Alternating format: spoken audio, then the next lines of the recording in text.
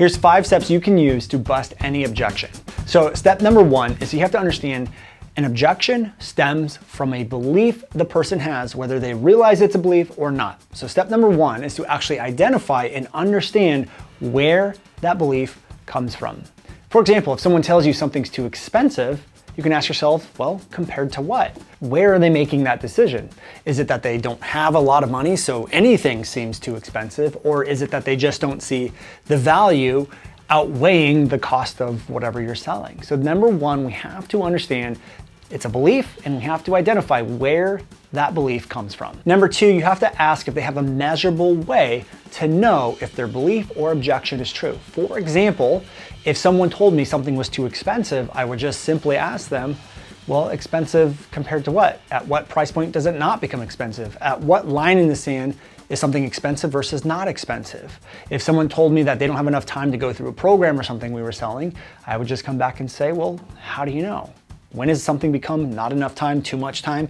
The thing about beliefs and the thing about objections is that most people just come up with that subconsciously and automatically without actually putting quantifiable numbers in place. If you force them to come up with a measurable way to identify if this belief or objection is true, not true, or what line in the sand does something become true and not true, it starts to poke holes in the fact that this is a belief and it may not be true.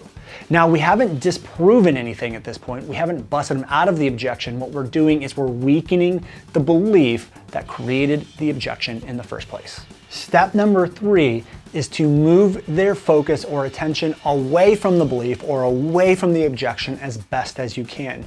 The easiest way to do this is to get them to focus on something more important than where their focus currently is. So for example, if someone tells me something is too expensive, I would now at this point, as we're starting to poke holes into their belief or into their objection, I would say, isn't it more important to focus on the amount of revenue you're going to get from this program or from this product versus the initial investment? Step number 4 is to now find an example of a time where someone went the opposite way of their objection and found a massive benefit.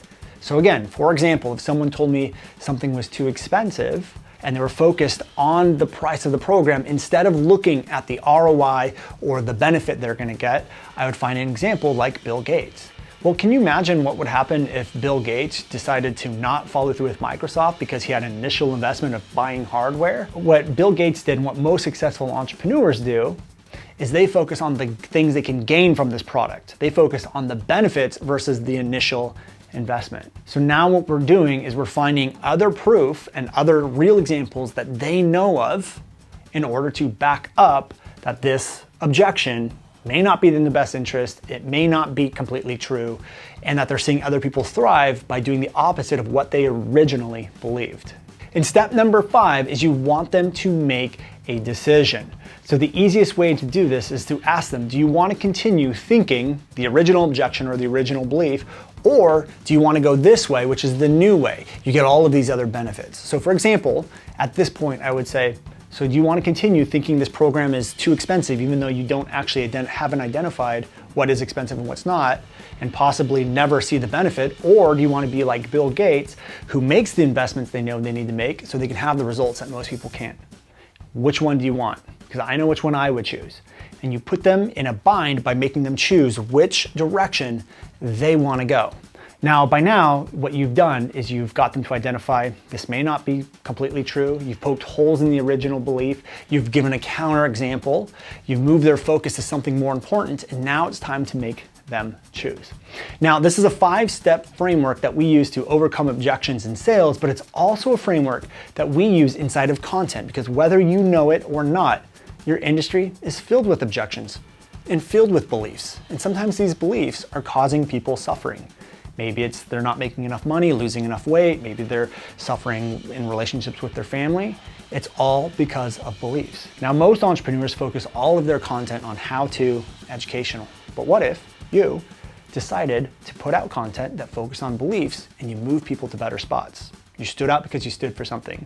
Well, if that's you and you want to create the most engaging content that you've ever created in your entire life, well, click the link around this video and we're going to show you how to use the tools that we revealed in this video to create some of the most powerful content you've ever created in your entire life. So click the link around this video and I'll see you on that training.